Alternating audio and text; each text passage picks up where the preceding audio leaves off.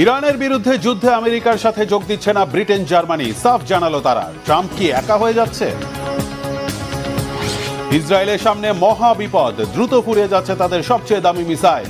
ইরানের হামলা ঠেকাবে কি করে নেতানিয়াহু সরকার? ইরানের হামলায় ইসরায়েলে বাড়ছে মৃত্যুর সংখ্যা, নতুন নতুন জায়গায় ইরানের ভয়ঙ্কর হামলা। 3 সপ্তাহে কতজন মারা গেল?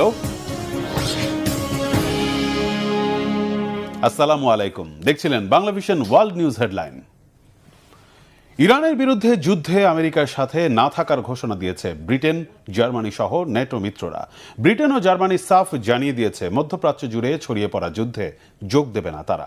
ইরানের বিরুদ্ধে যুদ্ধ ও হরমুজ প্রণালী সচলে এগিয়ে না আসলে নেটোর ভবিষ্যৎ খুবই খারাপ হবে। ট্রাম্পের এমন হুঁশিয়ারিকে তোয়াক্কা না করেই এই ঘোষণা দিল পশ্চিমারা। ফলে ইরান যুদ্ধে ইসরায়েল ছাড়া আমেরিকার পাশে আপাতত কেউ নেই। এদিকে যুদ্ধের 17তম দিনে প্রথমবার ব্যালিস্টিক মিসাইল সিজ্জিল ছুড়ে ইসরায়েলের বুকে কাঁপন ধরিয়েছে ইরান। সংযুক্ত আরব আমিরাতের ফুজাইরার বিশাল তেল শিল্প এলাকায় ড্রোন হামলা চালিয়েছে ইরান। এছাড়া ইরানের সমরাস্ত্র আর ড্রোনের ঘাঁটি ধ্বংসের দাবি করেছে যুক্তরাষ্ট্র আর ইসরায়েল। মেহরাব হোসেন খানের ডেস্ক রিপোর্ট। পাল্টা প্রতিরোধের তৃতীয় সপ্তাহে এসে ইসরায়েলের সামরিক স্থাপনা লক্ষ্য করে প্রথমবার মাঝারি পাল্লার ব্যালিস্টিক ক্ষেপণাস্ত্র সিজ্জিল ছুড়েছে ইরান। কঠিন জ্বালানি চালিত 2 থেকে 2,500 কিলোমিটার পাল্লার ক্ষেপণাস্ত্রটি মাত্র 7 মিনিটে ইসরায়েলের রাজধানী তেল আবিবে আঘাত হানতে সক্ষম। সামরিক অভিযান ট্রু প্রমিস 4 এর অংশ হিসেবে 54তম দফায় ক্ষেপণাস্ত্র হামলা চালায় ইরানের বিপ্লবী গার্ড বাহিনী IRGC। 2 টন বিস্ফোরক বহনে সক্ষম খোরাম শাহ ছাড়াও খাইবার শেকান, কদর, ইমাদ ক্ষেপণাস্ত্র ছুড়েছে ইরান।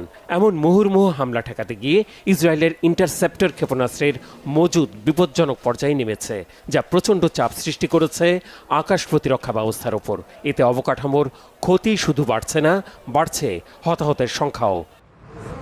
মধ্যপ্রাচ্যে মার্কিন অবস্থান লক্ষ্য করে ড্রোন আর ক্ষেপণাস্ত্র হামলা অব্যাহত রেখেছে তেহরান। হামলা হয়েছে ইরাকের বাগদাদে আন্তর্জাতিক বিমানবন্দর কমপ্লেক্সের কাছে লজিস্টিক সাপোর্ট ক্যাম্পে। ড্রোন হামলায় তেলের ট্যাঙ্কারে আগুন লাগায় সাময়িক সময়ের জন্য স্থগিত হয় দুবাই আন্তর্জাতিক বিমানবন্দরে ফ্লাইট ওঠানামার কার্যক্রম। হামলা হয়েছে কুয়েত আন্তর্জাতিক বিমানবন্দরে, ক্ষতিগ্রস্ত হয় রাডার সিস্টেম। কুয়েতে ড্রোন হামলায় ক্ষতিগ্রস্ত হয়েছে ইতালির বিমান ঘাঁটি আলী আল সালেম। এদিকে মাত্র 1.5 ঘন্টায় অন্তত 37টি ড্রোন ধ্বংসের দাবি করেছে সৌদি আরবের প্রতিরক্ষা বিভাগ। এমন পরিস্থিতিতে সংযুক্ত আরব আমিরাতের প্রেসিডেন্ট শেখ মোহাম্মদ বিন আব্দুল রহমান বিন জসিম আল থানির সাথে ফোন আলাপ করেছেন সৌদি আরবের ক্রাউন প্রিন্স মোহাম্মদ বিন সালমান। উপসাগরীয় দেশগুলোয় ইরানের হামলাকে অন্যায্য উল্লেখ করে এ বিষয়ে সম্ভাব্য পদক্ষেপ নিয়ে আলোচনা করেছেন তারা।